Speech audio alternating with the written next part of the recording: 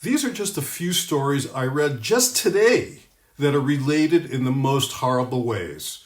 I call this piece, Ask Yourselves, Who Are We? We'll start in the Middle East.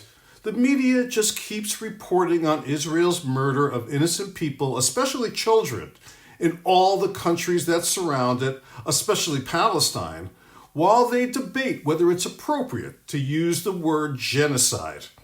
I heard Richard Wolff, the economist, say the other day that Israel will never be satisfied until they kill every Palestinian, and if any do survive, push them permanently off their land, and that we, America, are the inspiration for that strategy.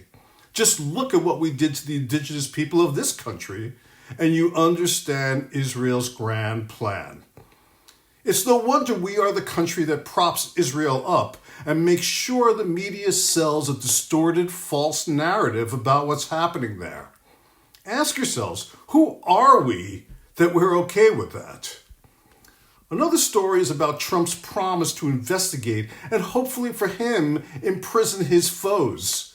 The media tries to help us forget all the crimes he's been accused of and convicted of, like rape, for instance. And if it weren't for the judges he's managed to install during his illegal tenure as president, he would have been convicted in the other cases that instead are corruptly being thrown out of court. Instead of being thrown in prison or at least forced to drop out of the race, he has a good chance to become president again. It's crazy. Knowing Trump's MO of blaming others of what he is guilty of, and knowing how one of his major themes was that the 2020 election was rigged, why has the media never questioned the results of 2016? It seems almost obvious that that election was the one that was rigged.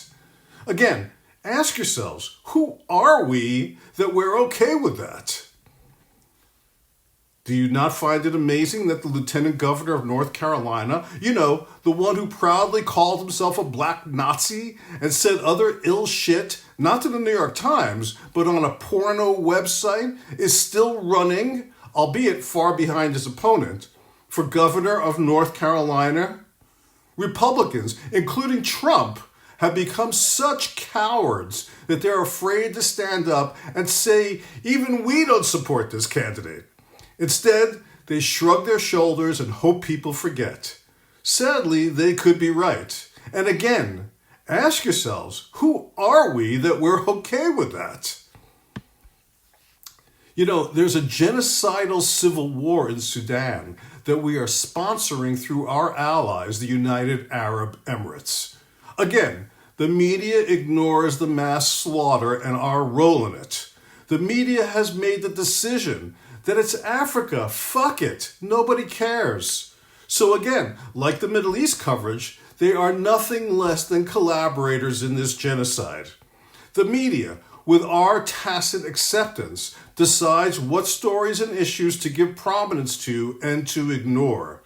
But the government cares, and that's why our military is very present in all of the continent of Africa through a program called AFRICOM, providing weapons and other assistance, contributing to genocide and slaughter that aren't in the news, destabilizing stable regimes, and overthrowing the governments of any country that won't give us what we want.